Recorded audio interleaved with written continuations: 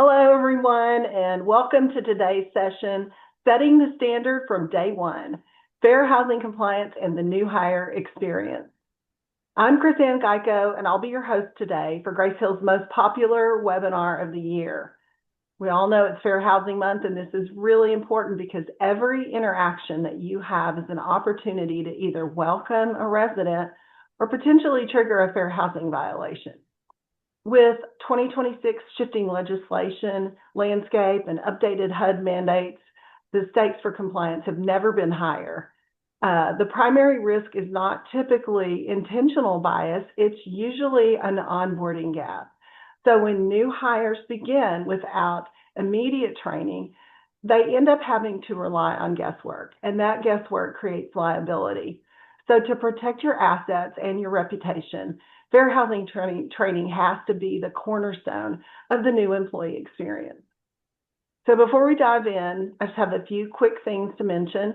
First, we're recording this session and we'll send the replay directly to your inbox tomorrow.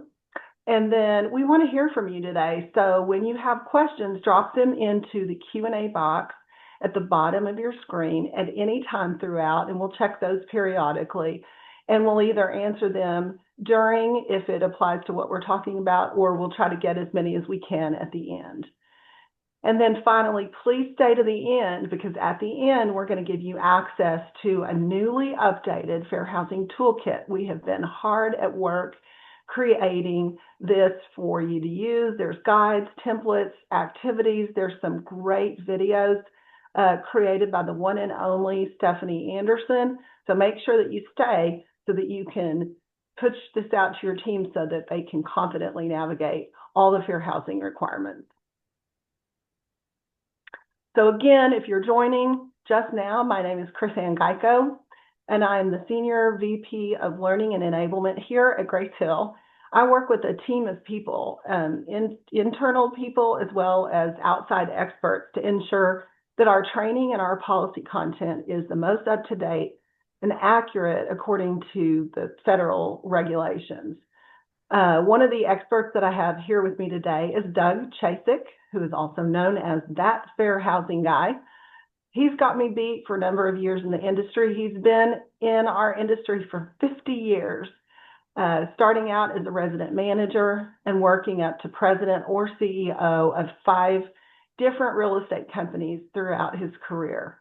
He is a senior instructor for the National Apartment Association Education Institute, where he has co-authored courses and workshops. He's also earned the NAAEI ACE and Legends of the Industry awards, to name just a few. Thank you for joining us, Doug. I'll come back to you in a minute.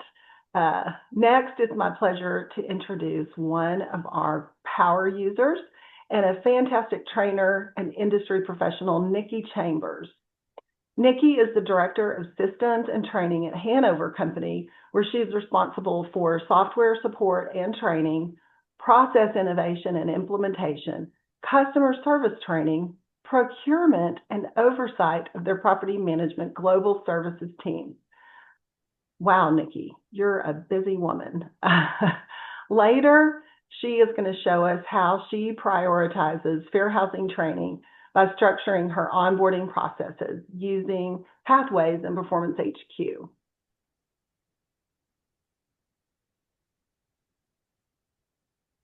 So now we're going to start with a poll. We want to see where our audience falls on the timing of fair housing training at your company. So I want you to answer the poll. When does fair housing start at your company? Is it on day one? Is it the first week, first month? Is it 30 to 90 days? Please tell me that your answer is not what is fair housing training. Oh, I see someone put that in. Y'all are so silly. Anyway, I'll give you guys about another 10 seconds or so. Looks like day one is dominating, which is kind of what I thought. A lot of times we hear it's in the first 3 days. That counts as the first week. So, okay, I think that's good. Are we ready to share the poll results? So we've got 76% saying that it happens on day one. And I will tell you that my daughter took her very first job in property management, and yesterday was her first day. And I asked her what she did, and she said she did fair housing and sexual harassment training. And I said, I'm not surprised. So moving on, our next slide. Prompt and thorough fair housing is so important, and we all know that. But did you know, and I'm sure many of you do, but if you don't, the violators of fair housing related laws, including the Federal Fair Housing Act, can be huge. So civil penalties of more than $26,000 for your first offense. And then if you go on to have a second within 5 years, you can have up to $65,000 penalty. And if you violate it 3 or more times within 7 years, you can be fined $131,000. And remember, these are just the fines for a fair housing complaint. Typically, there's an injunction issued. You have to pay reimbursement of actual damages, meaning like reimbursements of expenses that the complainant may have had to incur. And they force you to take training as well. So it's better to take training proactively than to be forced to take it. So you've got fines, punitive damages, actual damages. Don't forget about attorney fees, the injunction, and the training. So it's a lot. And also keep in mind that these are just the HUD fines. Some of these settlements can get really big. So on this next slide, I've got just a sampling. We pulled some actual cases and anonymized them that took place over 2025. And as you can see, there's some pretty big fines in here. And I think it's also important to note that while the fines are pretty rough and hard to handle for a company, you also have reputational damage that takes place when this occurs. And that can go on for years to try to repair that damage. So this is just a really important topic. And with that, on to the next slide, our regulatory environment has changed a lot. As we all know, the Trump administration has made a lot of changes. Some of those things include rollbacks, but others are where they've actually proposed new regulation. And so that is why I asked my friend Doug to join us for this webinar so that he can give us a good understanding of what's going on with HUD and fair housing today. Doug, can you give us any pearls of wisdom? Well, I guess the first pearl of wisdom would be don't be surprised when you go to www.hud.gov if you get a 404 page not found error instead of the document that you thought you were looking for. Because HUD, since September of last year, has been withdrawing and rescinding guidance at an actual frightening pace. And what that does essentially is remove the guardrails from us as operators where we relied on this guidance. And now HUD is saying, you know what, we're going to let the courts decide. So folks, you're on your own. And whether we're talking about the way that we interact with people, or whether we're talking about the fact that HUD has decided to no longer pursue any complaints based upon disparate impacts. Some of you may have heard that we have 16 attorneys general suing HUD right now over the fact that they've withdrawn their support of the Fair Housing Assistance Program, which basically means that when a state or a local fair housing enforcement agency pursues a claim that's not specifically listed as a discrimination due to different treatment claim, they're not going to get reimbursed because the federal government is not recognizing disparate impact, even though the Supreme Court says, hey, that's a real thing. So it has gotten really scary out there as far as what's going on. Disparate impact also obviously informs our policies and procedures when we talk about things like criminal background checks or legal source of income. When it comes to affordable housing, there's been some really surprising changes. One of the biggest ones is that previously, when you were on a public housing, a project-based Section 8, any asset that was receiving federal funding, you had to give a 30-day grace period before you played the eviction card. HUD has rescinded that regulation and said from now on, you're only subject to whatever the local Landlord Tenant Act is, which frequently is 3 days or 5 days. They've decided to once again try to implement work requirements as well as shortening the period of time that people are eligible for the Section 8 Housing Choice Voucher Program. Under criminal background, they've now said, you know what, it's okay to consider arrests, even though previously that was an area that you never wanted to go into. And another one of the really substantial changes is where they would prorate assistance based on the makeup of your household for people who were US citizens or here legally versus folks who were not documented. Now they're saying that if you have any individuals in the household who are undocumented, we're not going to give any assistance. So what that's done for us as operators is created a lot of uncertainty, just a lot of uncertainty, and it's scary. It is. A couple of questions that I have for you is, with regard to verification of citizenship, how does that impact owner operators? Is it now the onus on the landlord to verify the citizenship, or are they just saying we're going to prorate your assistance or completely deny it? That's a great question, and let me reinforce the distinction of this is only for public housing, project-based Section 8 housing. This doesn't apply to market rate or to straight tax credit deals, where we've always said, hey, we're not the immigration police, we're professional property managers.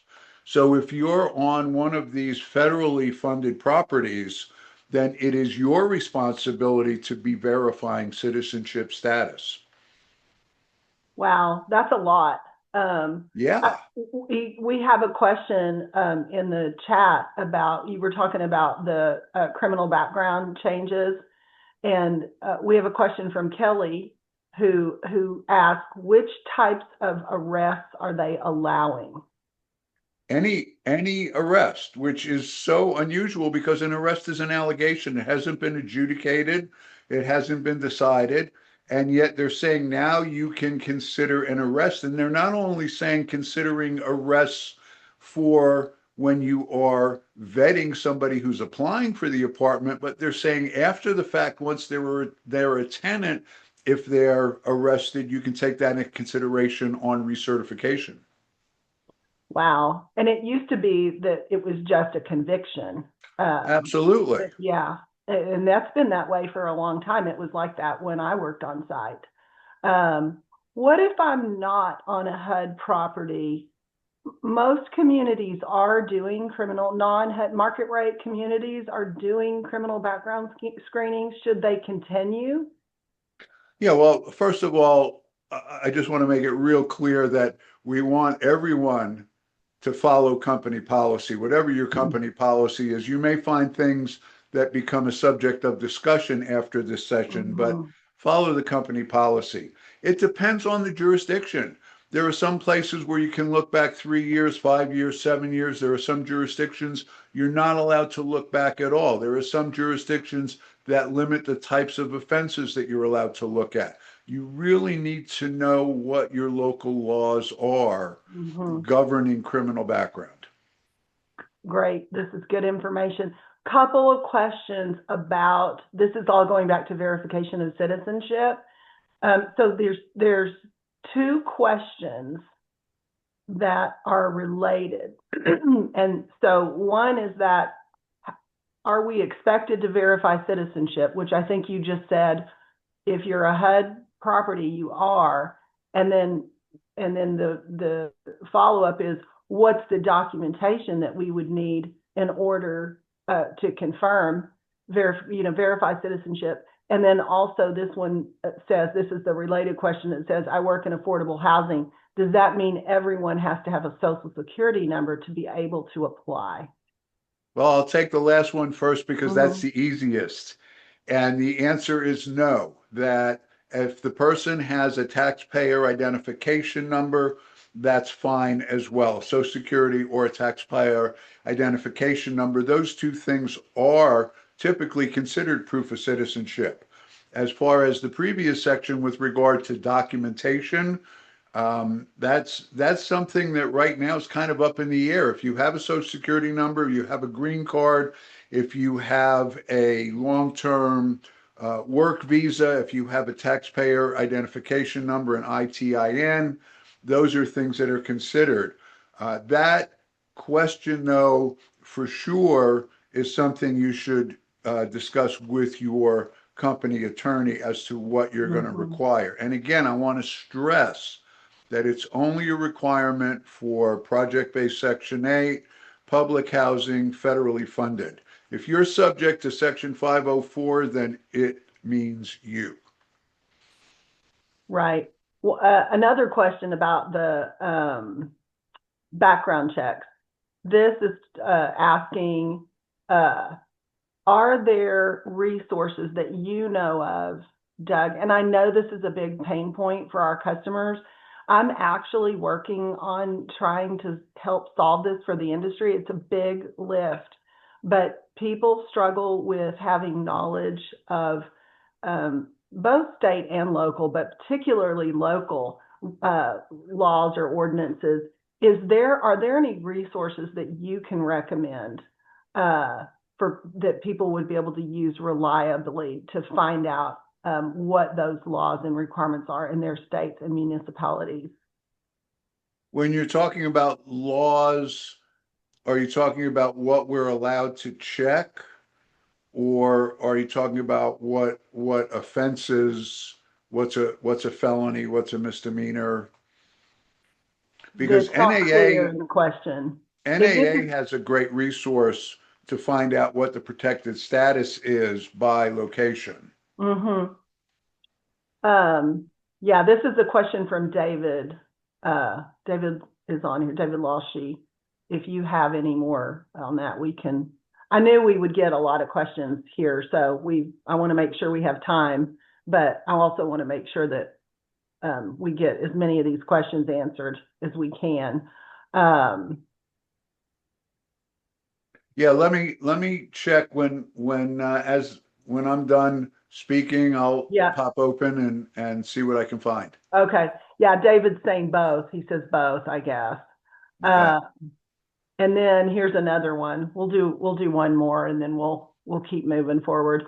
If an arrest that involves sexual misconduct, if they're arrested for something involving sexual misconduct, then they're later found guilty, can the lease be terminated? That's above my pay grade. That would be a question for an attorney. I'm reluctant to hazard a guess on that one. Yeah, I agree with that. I get asked a lot of questions like that just because of the role that I'm in. And there's a lot of times where I go, you're going to have to contact your attorney because you don't want to do something that's going to put your company at risk. Yeah, real quickly, Krisann, what I tell people is that fair housing compliance these days is a function of risk management. So what you have to determine is, what is your risk tolerance? Another way of putting it is, do you want to be a test case? Do you want to be featured in one of these webinars? Okay, or do you want to be playing it safe and be conservative? It's an individual business decision that has to be made in consultation with an attorney, and a fair housing attorney, not just a landlord-tenant attorney. Right. Okay, we'll do one more. I lied because this one's from Tracy.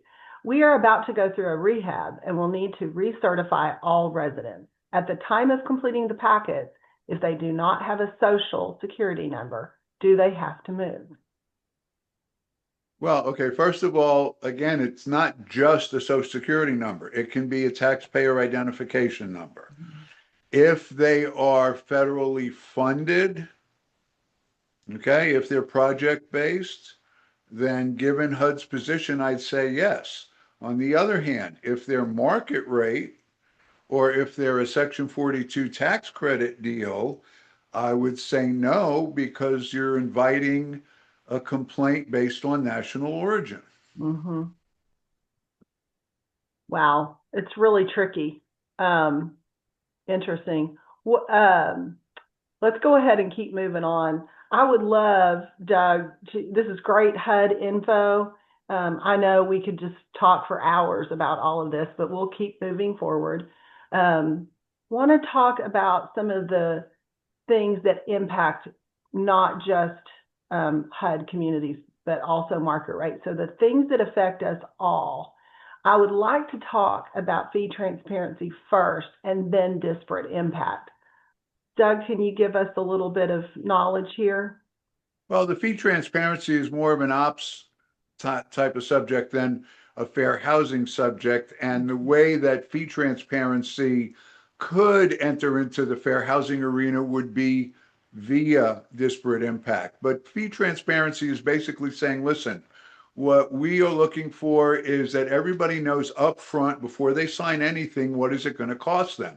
And for the most part, that makes a lot of sense. However, there are some issues. For example, if your property is not sub-metered and you're charging back what water usage is or what other utility usage is, it's hard to set a fixed amount. So while this legislation is basically welcomed, it has to be tweaked to allow for those variable costs that are going to occur during the life cycle of the resident.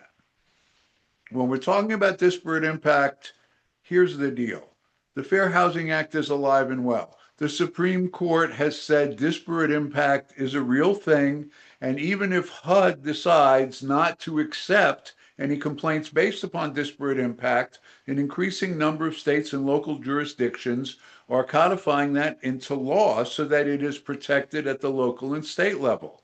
Disparate impact is real, and we've got to be aware of the fact that when you treat everyone the same, without regard to the fact that some people disproportionately experience discrimination, you're going to get into fair housing trouble. And well, it may not be at the national level these days, it could absolutely be at the state or local level.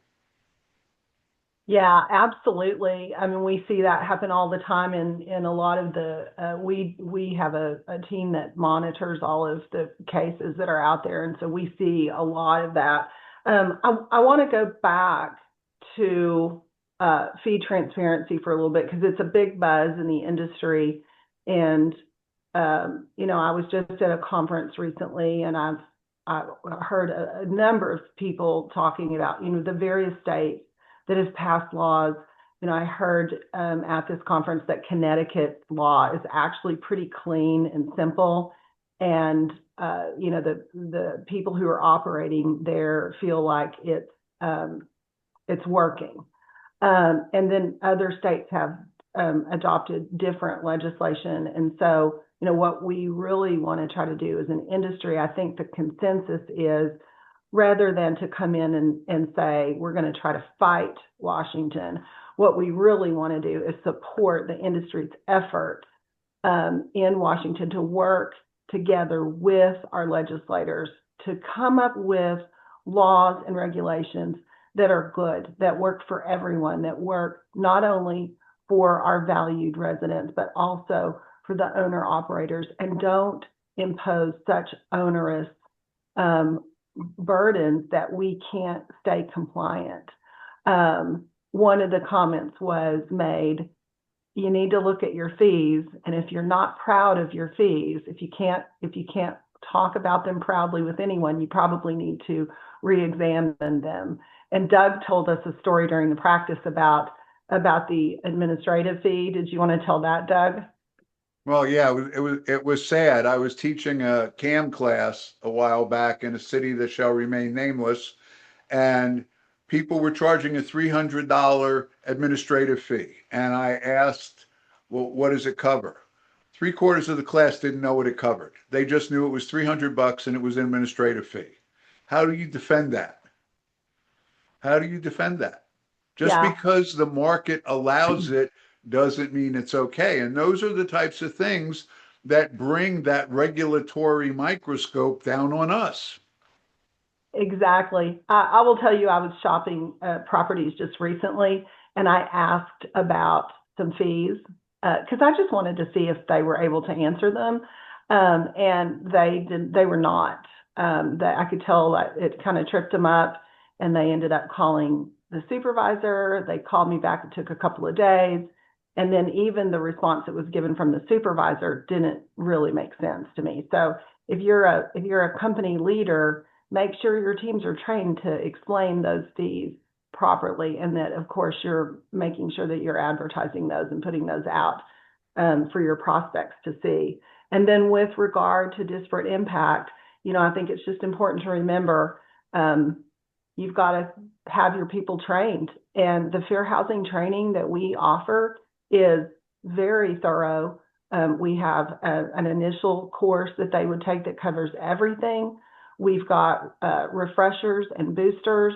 We've got a course specifically about assistance animals because that's one of the biggest areas where we find claims. We've got one on reasonable accommodation. So these are really important to get your teams trained up.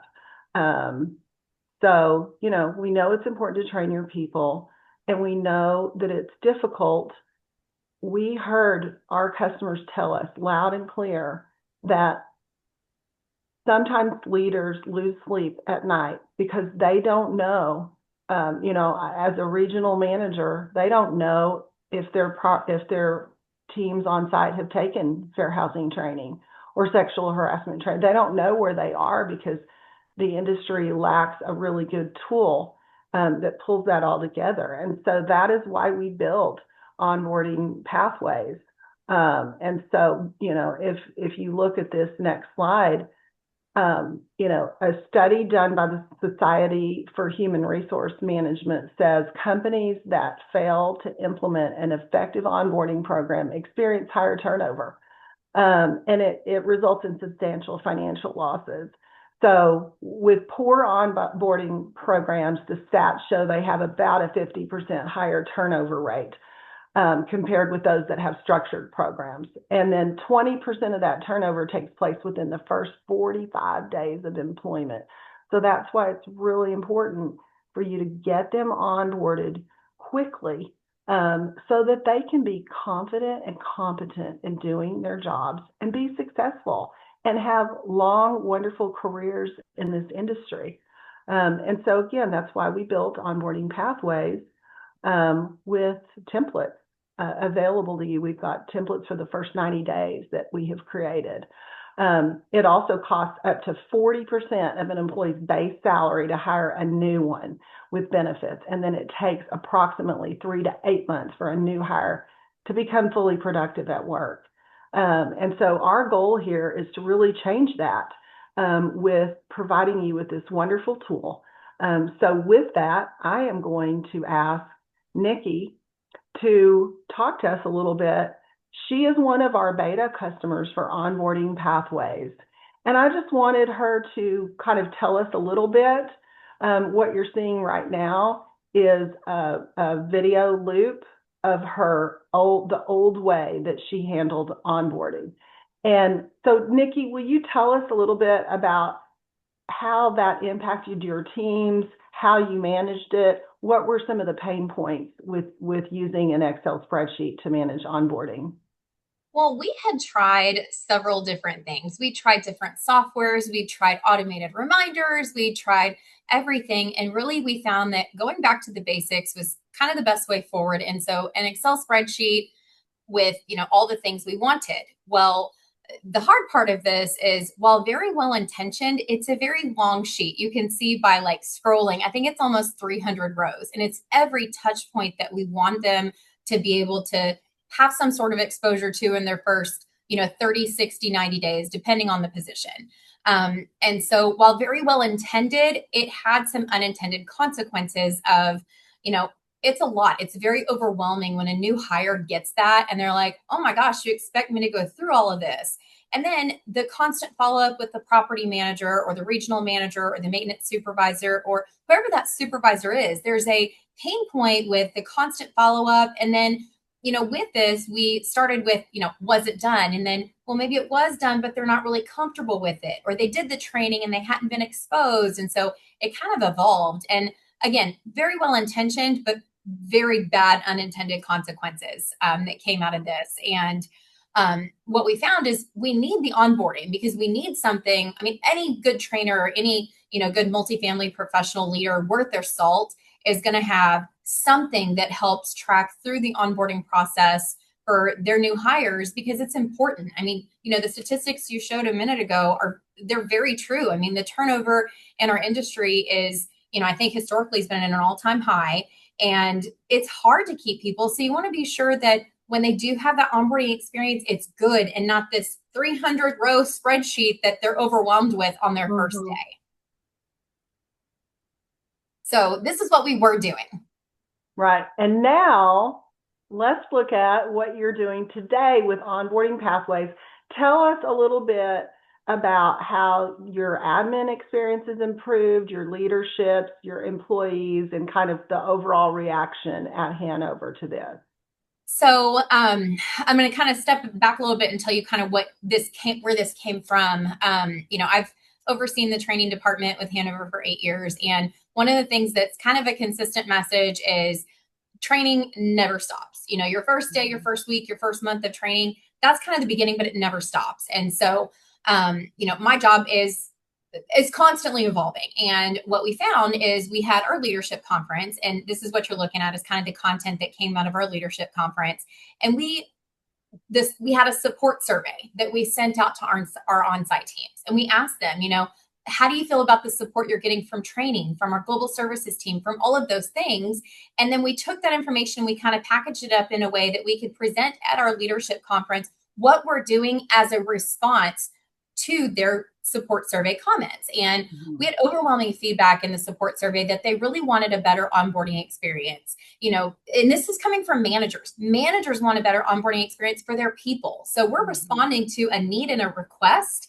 And, I had already started working with Grace Hill on this late last year. And probably my favorite part of this is I sent our spreadsheet to your team and was like, can we automate this? Can we make this easier? Can we make this more digestible? And with most other software companies that you work with, you kind of get what you get. You don't throw a fit, right? Grace Hill has been so amenable to change, and it's kind of refreshing, especially coming from a systems mindset, that I sent them this spreadsheet and was like, can we automate this, make it digestible, but then also make it interactive and engaging and make the user want to use it? And not only did, the Grace Hill team do that, but they also took so much great feedback. So every time I said, hey, this is great, but can we maybe do this too? It wasn't a, no, wait for the next release, or no, that's not something we can do. It was, you know what, let me look. Let me take a look and give me a week or so. And then they did. So this tool was not only built with property management in mind, it was built nearly to spec for exactly what I would be looking for, not just from a director level, overseeing training and development, but I was on site for a long time. And this is something that to me is very easy to understand, very easy to interact with. And when they finished building it, I mean, I just told the guy with Grace Hill just yesterday in an email, I was thanking him saying, I'm going to leave you in my will. Like, this is fantastic. I love what they came up with. And it is easy to use. And the best part of it, the spreadsheet's gone, but everything that was in the spreadsheet, like all the meat and potatoes that you really need for training, the content is still there. It's just packaged in a way that makes it less overwhelming for that new hire. And it's because of how they were able to tie in not just the onboarding, but the courses and the learning paths and specific assignments, and how you can even just, craft checklists of, hey, did you do this? Did you go through these things on your first day? So I absolutely love everything that they did, and we're using it for everything now. That's so good to hear. When I worked on site, which was a long time ago, but I remember trying to train people on a lease up, and they're following me around the office, and I don't even have time to explain anything to them because it was such a fast-paced environment. And I feel like with onboarding pathways, this is a good way for them to have, like something that really makes them feel like they understand what they're supposed to be doing. And then I feel like our content, the Sparks content that we provided. So if you're on this webinar and you don't know about Sparks, Sparks is our new micro learning that we launched last year, and it's training that looks like social media. So it's Reels, it's TikTok, it's like what we're used to watching. And, I've followed people and get recipes. So it's the same idea, but with property management. And we've got over 160 Sparks that we have created that you can drop in to onboarding pathways to get people trained up quickly. So if you want someone to learn how to greet someone when they walk in the door, they can watch a minute and a half, 2 minute Spark to see how they need to be greeting that prospect.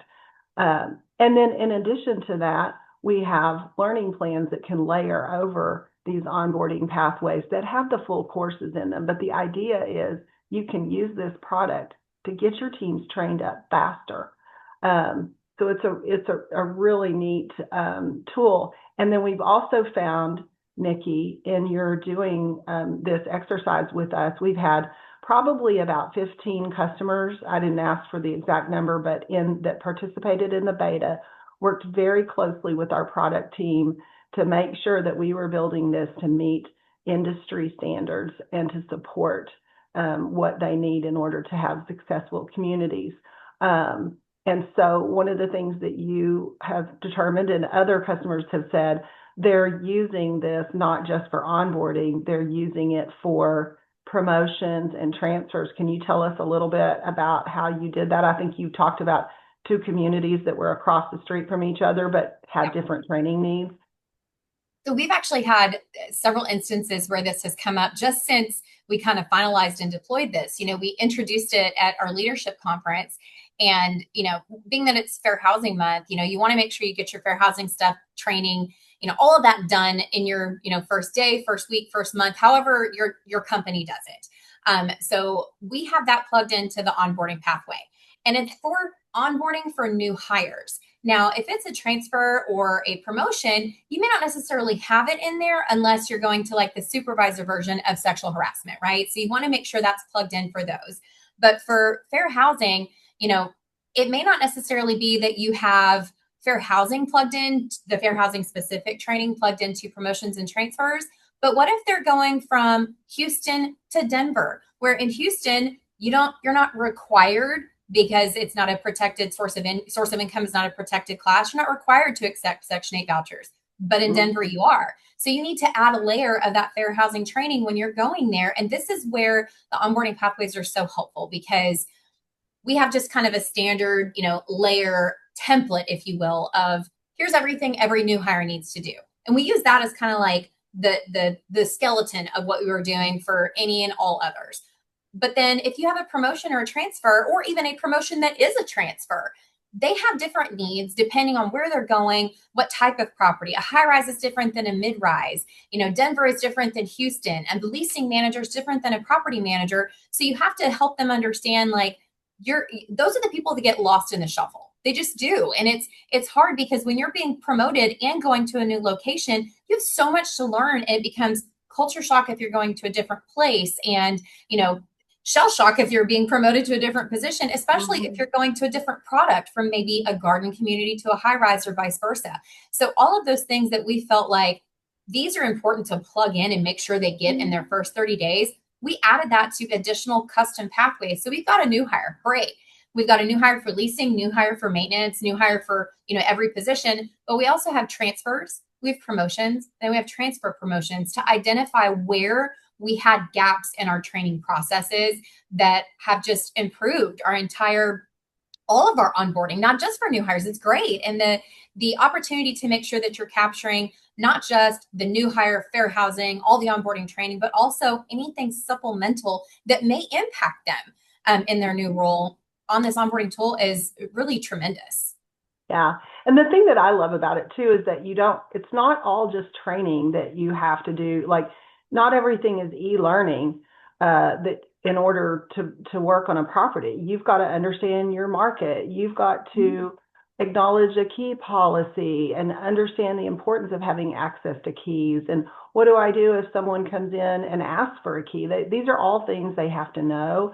And it's not always the same across, well, keys are, but it's not always the same across every property. So I love this, and I'm super excited about it. And you didn't have the templates because you were part of the beta. And so you did your own templates. Yeah. But within the system now, when you go in, there's there's a tab that says templates. And when you click on that, you can see the ones that are Grace Hill templates have our little round logo, and you can use those. You can just copy the template over, and then if there's anything that you don't want, you can just easily remove it. You can reorder things, and then you can add your own tasks. You can change up the sections. It's very user-friendly. I've been using it, and we've been working on the templates, and we've had requests for more, and so we have the list for that, and we'll continue to provide our customers with everything they need in order to make this tool work really well for them. So, Nikki, thank you for doing this, and thank you for being part of the beta and all your feedback.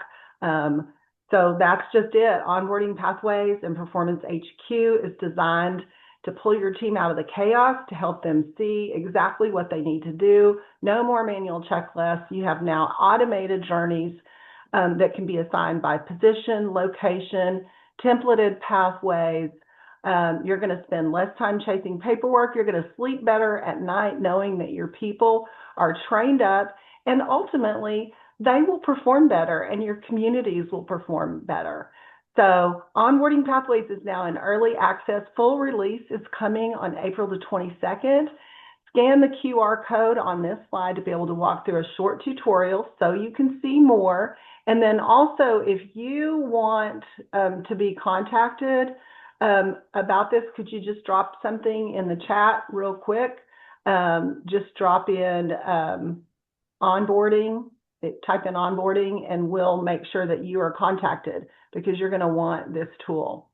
And then finally, I told you all, if you stayed till the end, so everyone who's here, you can scan this QR code to get access to the Fair Housing Toolkit. So this is a great kit. Again, I've said earlier, there's training tips in there for admins.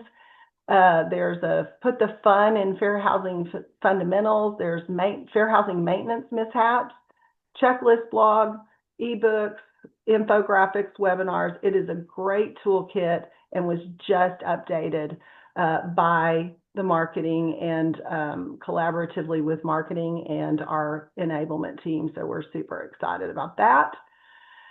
And I'm going to go back. Do we have any more questions? I've been watching the chat, and I think we got these answered. The only other question, if Doug has time for, well, there's two more here. There's one that talks about verifying citizenship again.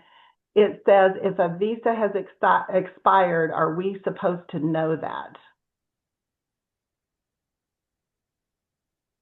Sorry, I was just dropping my find into the chat about, I found a resource for your protected classes. It's crazy. The NAA, I just used it about a week ago and it's gone now, the NAA thing. Thank you, Katie Rigsby, for pointing that out in the chat.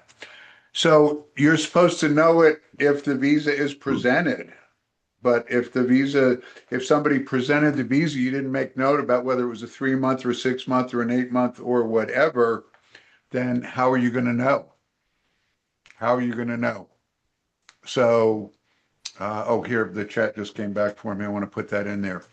Yeah, it's, you can't, nobody's expecting us to be mind readers.